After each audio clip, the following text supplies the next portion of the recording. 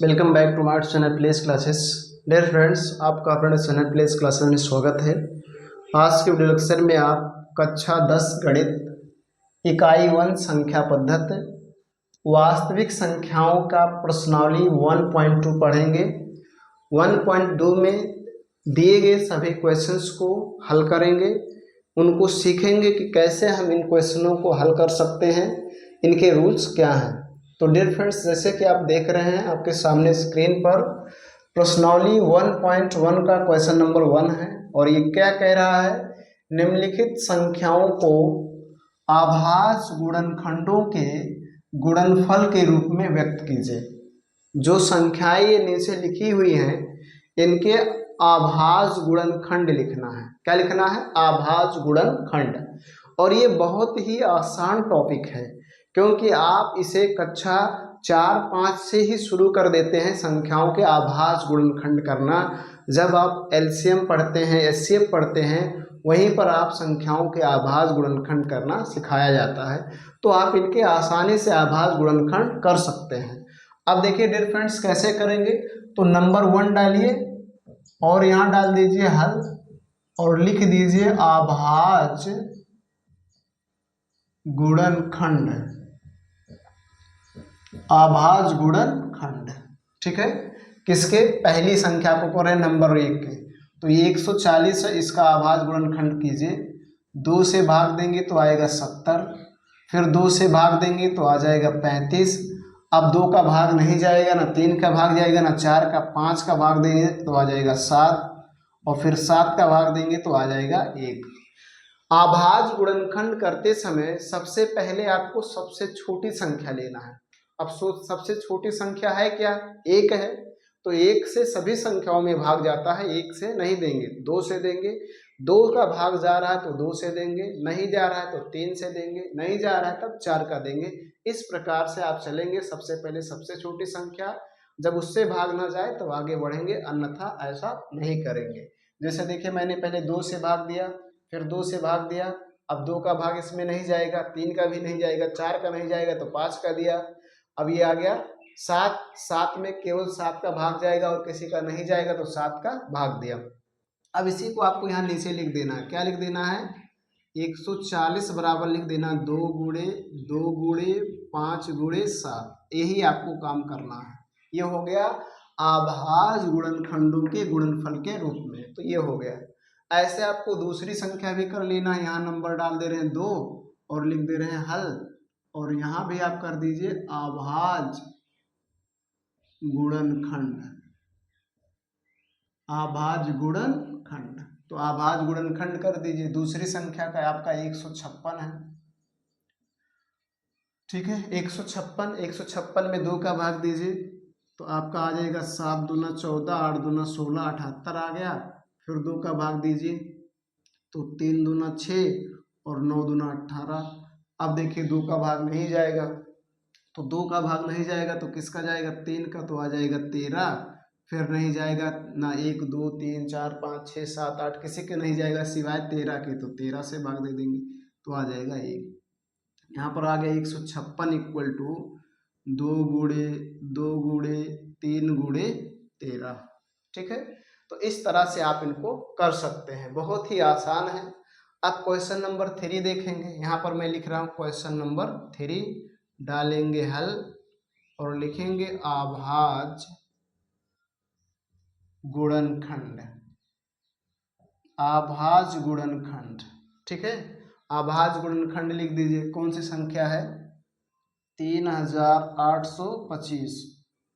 अब देखिए इसमें 2 का भाग नहीं जाएगा। वही संख्याएं 2 से कटती हैं जिनके इकाई का अंक 0 2 4 6 8 हो, अन्यथा वो 2 से नहीं कटेंगे। 3 से कटेंगे कि नहीं कटेंगे तो इनको योग कर लीजिए, जोड़ लीजिए।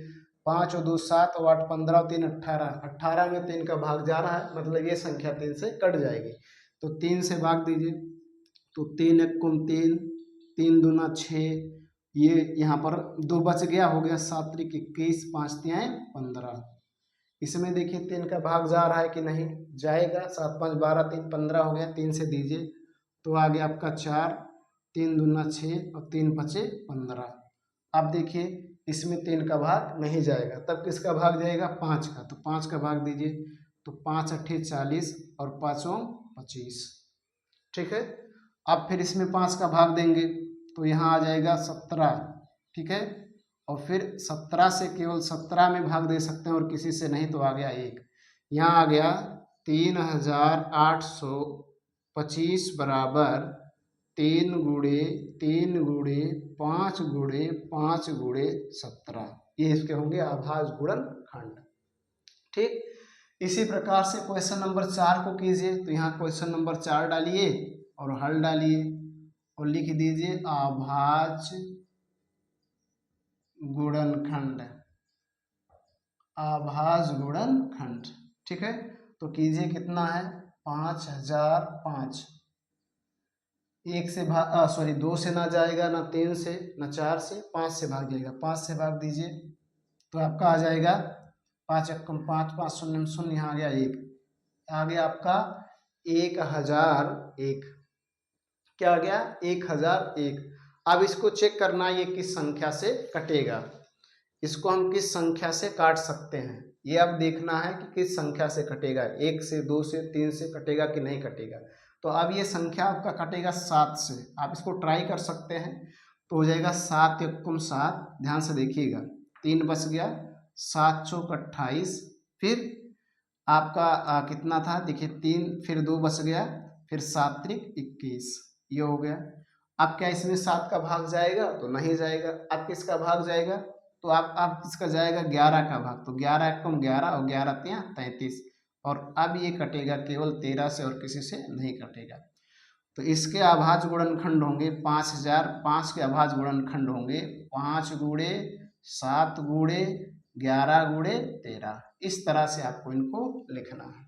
तो आपने पहला देखा, दूसरा देखा, तीसरा देखा, चौथा देखा, ऐसे ही करना। अब एक आपका बचा 5वां, तो 5वें को भी ऐसे कर लीजिए, ठीक। यहाँ डालिए 5वां और डाल दीजिए हल और लिखिए अभाज्य गुणनखंड, ठीक है। क्या करना है? अभाज्य गुणनखंड। तो आप कर लीजिए 7429, ये 2 से नहीं कटेगा, 3 से, तो इसको जोड़ के चेक कर लीजिए, 9 और 2 11 और 4 15 और 7 22, तो ये आपका 3 से भी नहीं कटेगा, तो 3 से भी नहीं कटेगा, 2 से भी नहीं कटेगा। तब और आगे चेक कीजिए किस किस संख्याओं से ये कटेगा, तो ये किन किन संख्याओं से कटेगा। तो आप जब चेक करते करते जाएंगे तो आपको मिलेगा ये संख्या 17 से कटेगा और इसके पहले किसी संख्या से नहीं कटेगा। तो क्या हो जाएगा? 17 को 17 17 दूना 34, 17 ते 51, 17 चौक के 68, तो 4 बार ले जाएंगे 17 चौक के 68।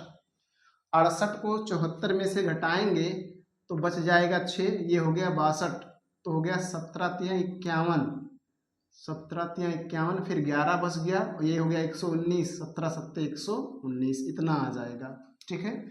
ऐसे आप बगल में भाग देकर देख सकते हैं। अब ये संख्या किससे कटेगा? ये 17 से नहीं कटेगा, अब ये संख्या कटेगा 19 से, तो 19 से भाग दिया जाए तो 19 दूना 38, 19 दूना 38, और यहाँ 43 से 5 बच गया, 19 तियां 57। अब ये संख्या कटेगी 23 से और किसी से नहीं कटेगा।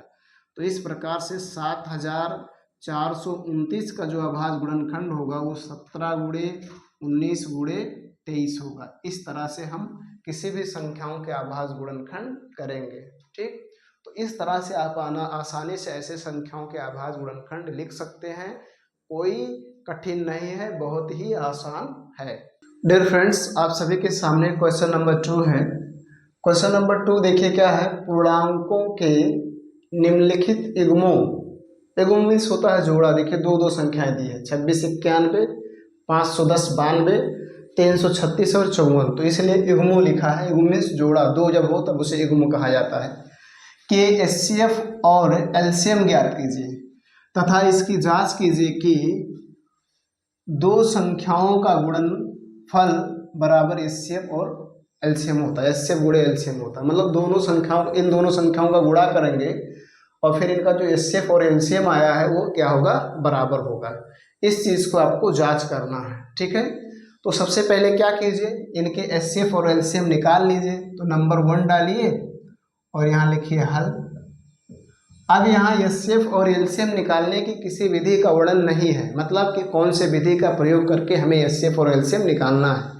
तो जिस विधि से आप चाहें उस विधि से आप इनके एचसीएफ और एलसीएम निकाल सकते हैं।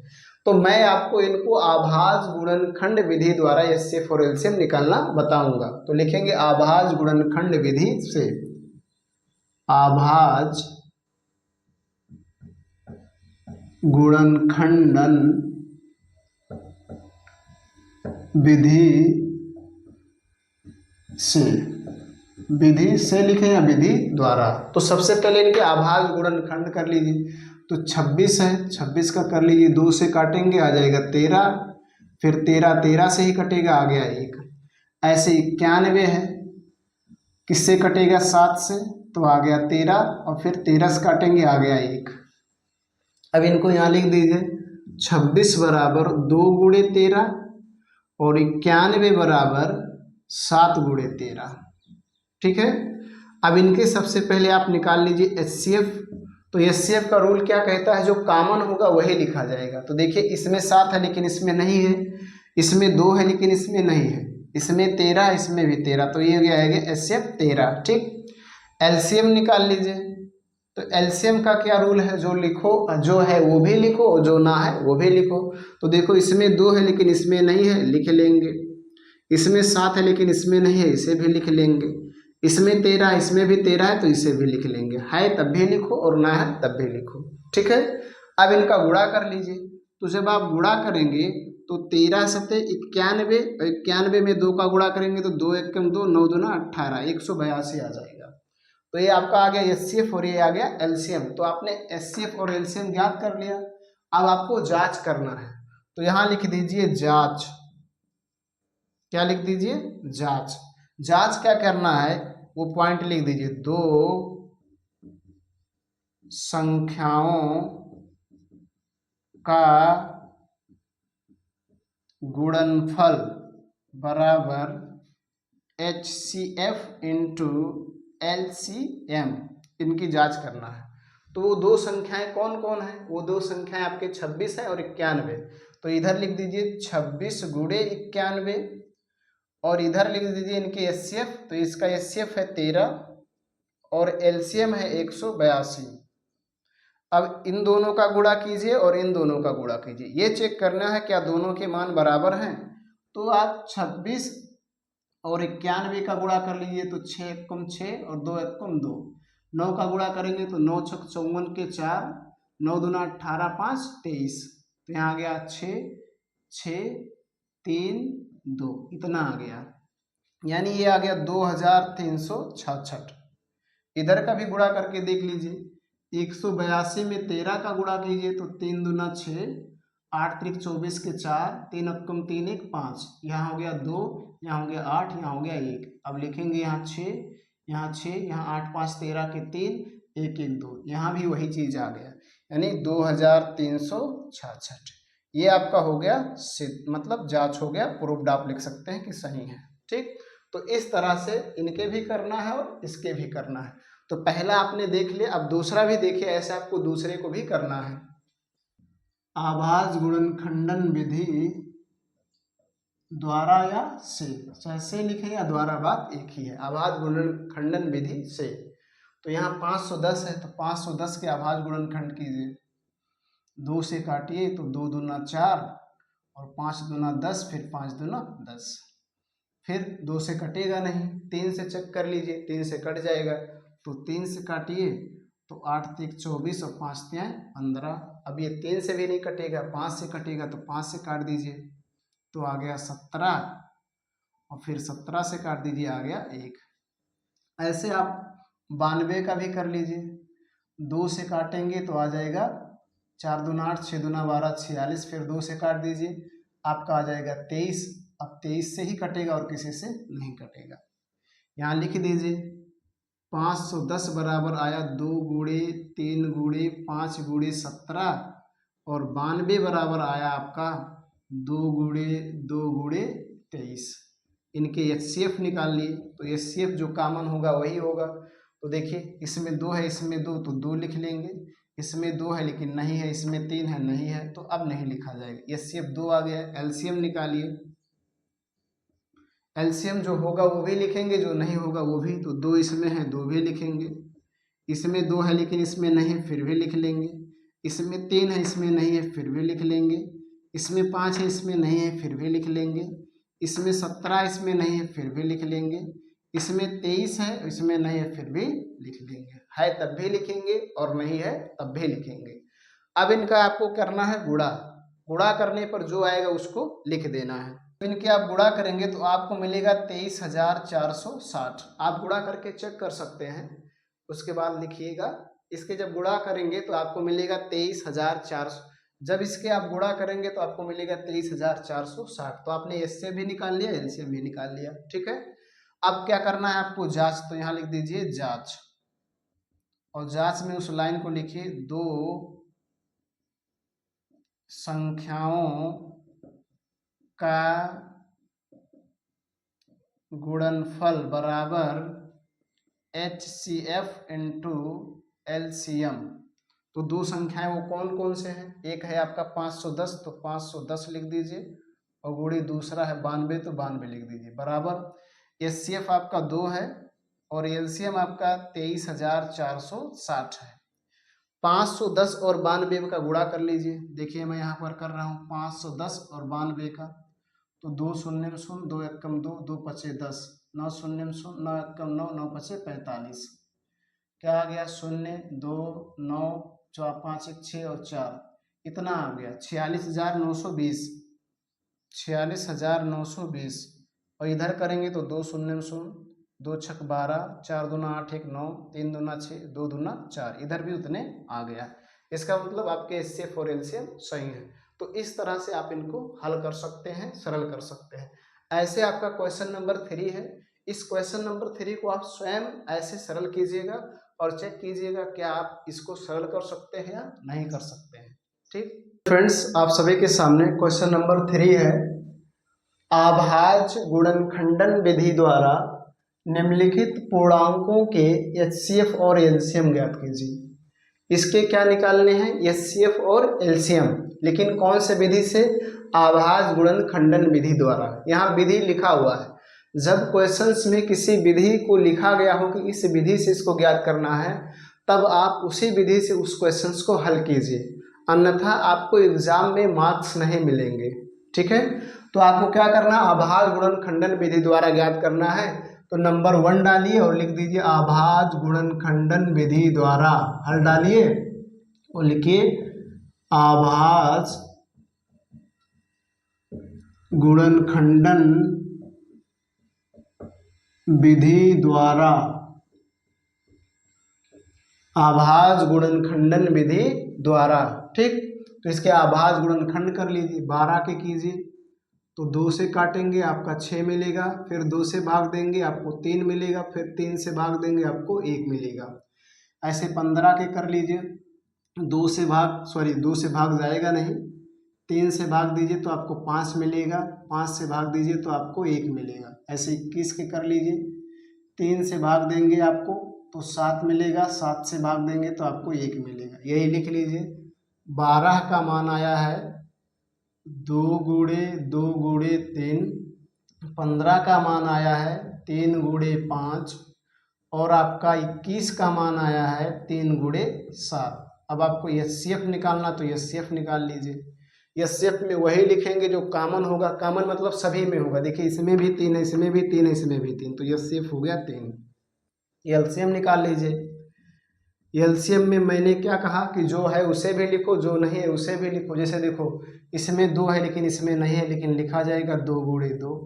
इसमें 3 है, इसमें 3 है, इसमें भी 3 है, तो इसे भी लिखेंगे। इसमें 5 है लेकिन इन दोनों में नहीं है, फिर भी लिखेंगे। इसमें 7 है, इन दोनों में नहीं है, फिर भी लिख लेंगे। ये एलसीएम का रूल है।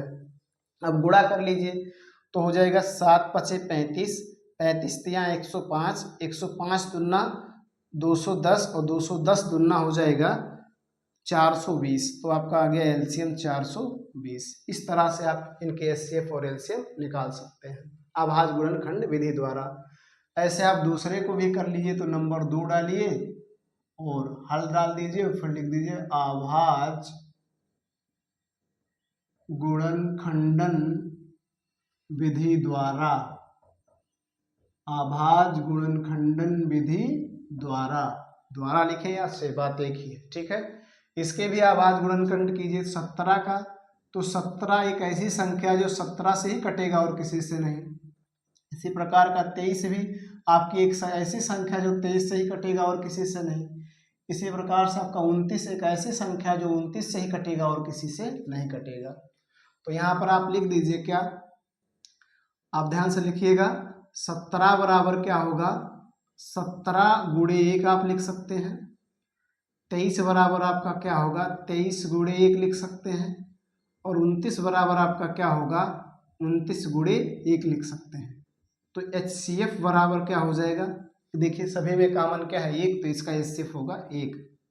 और LCM क्या होगा, तो LCM 17 गुणे 23 गुणे 29 ये होगा, 17 गुणे 23 गुणे 29। एक को लिखने की जरूरत नहीं है क्योंकि एक लिखेंगे तो वही ही आएगा, ठीक। अब इनका गुणा कर लीजिए, इनका आप गुणा करेंगे तो आपको मिलेगा 11,339। आप गुणा करके चेक कर सकते हैं कि यही मान आ रहा है या नहीं आ रहा। तो इस तरह से आपने पहले को हल किया और दूसरे को हल किया। अब क्वेश्चन नंबर 3 देख लीजिए, यहाँ नंबर 3 डालिए और लिख दीजिए हल, और फिर लिख दीजिए अभाज्य गुणनखंडन विधि द्वारा,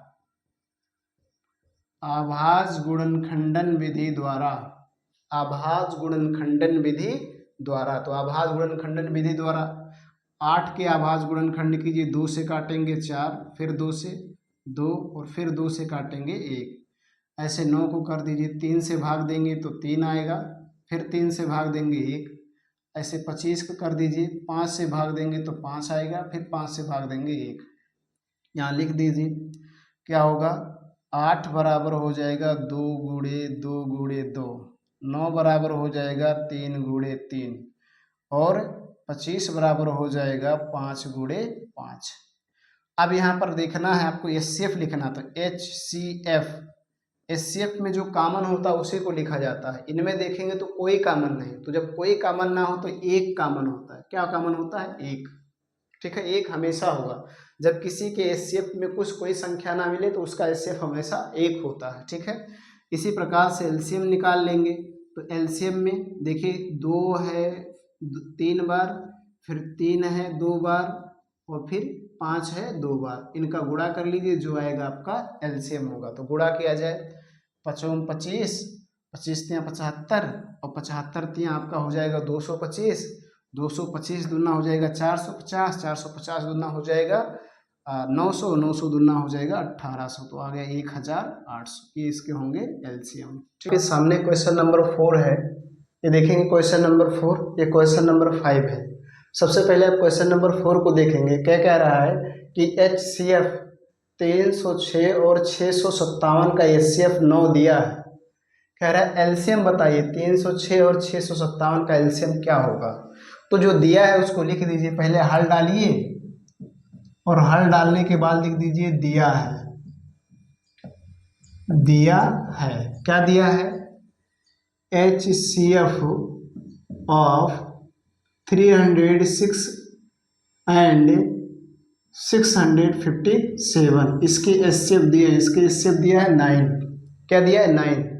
आपको बताना क्या है, आपको बताना है LCM ऑफ 306 एंड 657, इसके LCM आपको बताना है, ठीक है।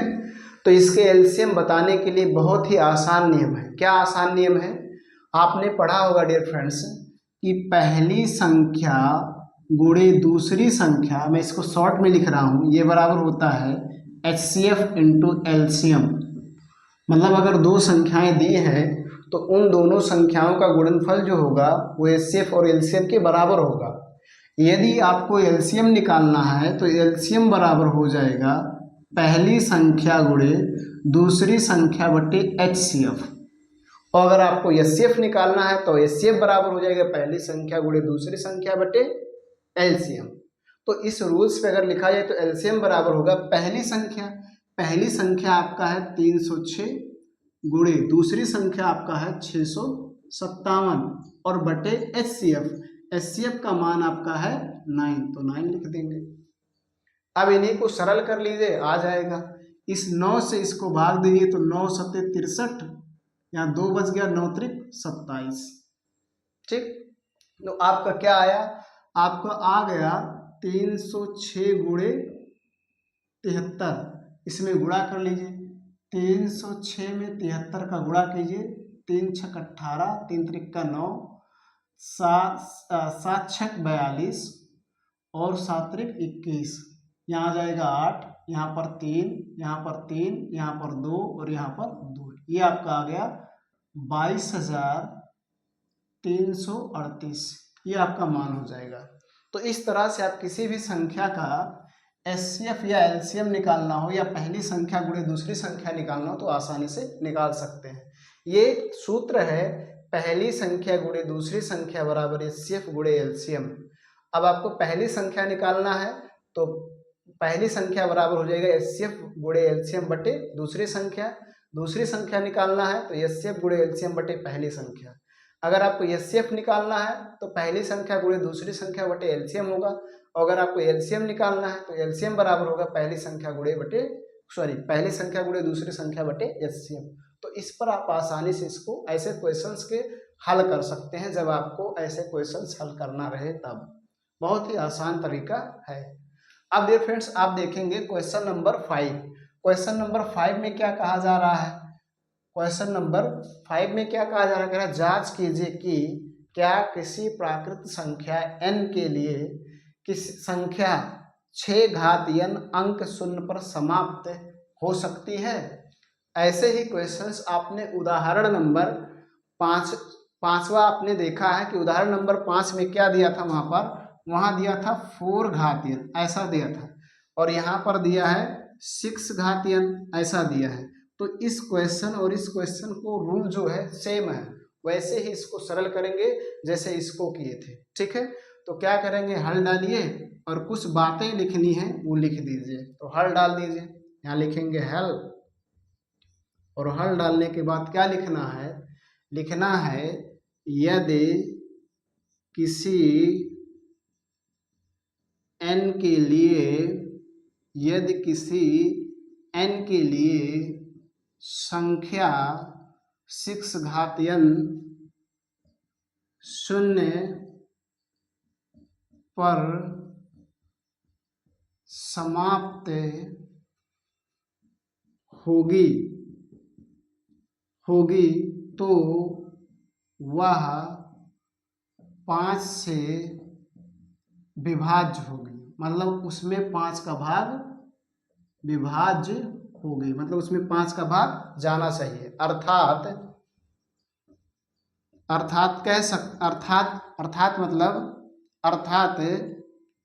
उस संख्या के अभाज्य गुणनखंड में 5 आनी चाहिए। जब उस संख्या का अभाज्य गुणनखंड करें तो उसमें 5 आनी चाहिए। तो अब इसमें देखा जाए क्या 5 आ रहा है, जो लिखा है 6 घात n, इसका अभाज्य गुणनखंड करेंगे तो बनेगा 2 गुणे 3 घात n, है ना, ऐसे ही तो बनेगा। यहाँ लिखेंगे चूंकि इसके अभाज्य गुणनखंड में 5 नहीं आता है, अतः 6 घात n जो है शून्य पर समाप्त नहीं हो सकती है, शून्य पर समाप्त नहीं हो सकती है। बस इतने ही बात आपको याद रखना है। कोई भी संख्या शून्य पर समाप्त होगी तो उसमें 5 से भाग जाएगा, अर्थात उसके अभाज्य गुणनखंड में 5 जरूर आएगा, तभी वो संख्या शून्य पर समाप्त हो सकती है। अन्यथा वो संख्या शून्य पर समाप्त नहीं हो सकती है। ठीक, तो इस तरह से आप इस क्वेश्चंस को हल कर सकते हैं और ऐसे ही क्वेश्चंस को आप इस तरह से हल कर सकते हैं। आपके सामने क्वेश्चन नंबर 7 है और इस प्रश्नावली का अंतिम क्वेश्चन नंबर ये है। प्रश्नावली 1.1 का अंतिम क्वेश्चन है। इस अंतिम क्वेश्चन में क्या है, किसी खेल के मैदान के चारों ओर एक वृत्ताकार पथ है। कोई खेल का मैदान है और उस खेल के मैदान के चारों ओर एक वृत्ताकार ऐसे पथ है। पथ मीन्स रास्ता या मार्ग है। इस मैदान का एक चक्कर लगाने में सोनिया को 18 मिनट लगते हैं। सोनिया कोई लड़की है, इस मैदान का एक चक्कर लगाती है, ऐसे ऐसे घूमती है, तो उसको 18 मिनट लगते हैं। जबकि इसी मैदान का एक चक्कर लगाने में रवि को 12 मिनट, और रवि इसी को चक्कर लगाता है तो कितना लगता है, 12 मिनट। ठीक है, कह रहा है मान लीजिए वह दोनों एक ही स्थान, मतलब दोनों एक ही जगह पर आ जाए। इस पे कहीं भी, मान लीजिए दोनों इस बिंदु पर आ गए, इधर ये भी और ये भी, दोनों सोनिया और रवि दोनों इस ही बिंदु पर आ गए, एक ही स्थान पर, एक ही समय पर शुरू प्रारंभ चलना प्रारंभ करके एक ही दिशा में, समझो दोनों ऐसे ही दौड़ रहे हैं, एक ही दिशा में, एक ही समय है और एक ही स्थान पे से चक्कर लगा रहे हैं। तो कह रहा है कितने समय बाद वे पुनः प्रारंभिक स्थान पर मिलेंगे, मतलब कितने समय बाद ये फिर इसी स्थान पर आ जाएंगे, ये आपको बताना है। ठीक है, तो क्या कर दीजिए, लिख दीजिए क्या, सोनिया को वृत्ताकार पथ का एक चक्कर लगाने में लगा समय। तो लिख दीजिए सोनिया को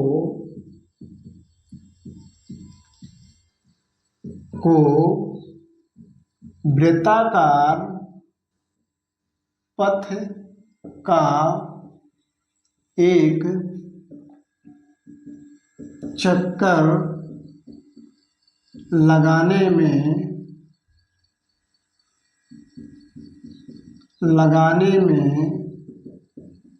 लगा समय। सोनिया को कितने समय लग रहा है, 18 मिनट। ठीक है, इसी तरह रवि को भी लिख दीजिए, रवि को वृत्ताकार पथ का एक चक्कर लगाने में लगा समय, इसको लग रहा है 12 मिनट। 12 मिनट। अब वो कह रहा है कि वो एक ही बिंदु से एक ही समय पर और एक ही दिशा में चलना प्रारंभ करें तो कितने समय बाद पुनः प्रारंभिक स्थान पर मिलेंगे, कितने समय बाद में पुनः प्रारंभिक स्थान पर मिलेंगे। ऐसे क्वेश्चंस को जब भी सरल करना हो तो आप उनके एलसीएम निकालिए। क्या निकालिए, एलसीएम। तो 12 और 18 के एलसीएम निकाल लीजिए। तो 12 और 18 के एलसीएम निकाला जाए, ये डिवीजन मेथड है, इसको हम भाग विधि कहते हैं। तो 2 से भाग देंगे, यहाँ 6 होगा और यहाँ 9। 2 से फिर भाग देंगे, यहाँ 3 होगा, यहाँ 9, जो नहीं कटेगा वैसे रहेगा। 3 से भाग देंगे, यहाँ 1 और यहाँ 3, और फिर 3 से भाग देंगे, यहाँ 1 और यहाँ भी 1। तो अब इनको लिख देंगे। एलसीएम जो होगा 2 × 2 × 3 × 3, तो ये हो जाएगा 3 त्रिक का 9, 9 दूना 18, 18 दूना 36। तो ये जो 36 मिनट आया है, इस 36 मिनट में वे दोनों प्रारंभिक स्थान पर मिलेंगे। तो यहाँ लिख देंगे अतः सोनिया और रवि, सोनिया और रवि 36 मिनट बाद पुनः प्रारंभिक स्थान पर मिलेंगे, पुनः प्रारंभिक स्थान पर मिलेंगे 36 मिनट बाद। तो इस तरह से आप इनको सरल कर सकते हैं। जब भी ऐसे क्वेश्चंस आपसे पूछा जाए तो इस तरह से, मतलब एक ही स्थान और एक ही समय की बात हो और एक ही दिशा हो, तो ऐसे क्वेश्चंस का सरल करते समय उनका एलसीएम निकाल लीजिए, जो आएगा उतने समय बाद वह एक दूसरे से मिलेंगे। डियर फ्रेंड्स, मैं उम्मीद करता हूं कि प्रश्नावली 1.1 में दिए गए आपने 7 क्वेश्चंस को देखा कि कैसे इनको हल करना है और आपको समझ में भी आया होगा। अब इन क्वेश्चनों को आसानी से हल कर पाएंगे और इनको आसानी से ऐसे इन पर आधारित क्वेश्चनों को, बहुत सारे क्वेश्चन को सरल कर सकते हैं। उम्मीद करता हूँ इस वीडियो से आपने कुछ सीखा होगा, कुछ सीखे हों। वीडियो पसंद आया हो तो लाइक करें, चैनल पर पहली बार विजिट किए हों तो चैनल को सब्सक्राइब जरूर करें, साथ ही साथ बेल आइकन भी प्रेस करें ताकि जब मैं वीडियो अपलोड करूं उसका नोटिफिकेशन आपको मिलता रहे। आज के वीडियो लेक्चर में इतना ही। धन्यवाद।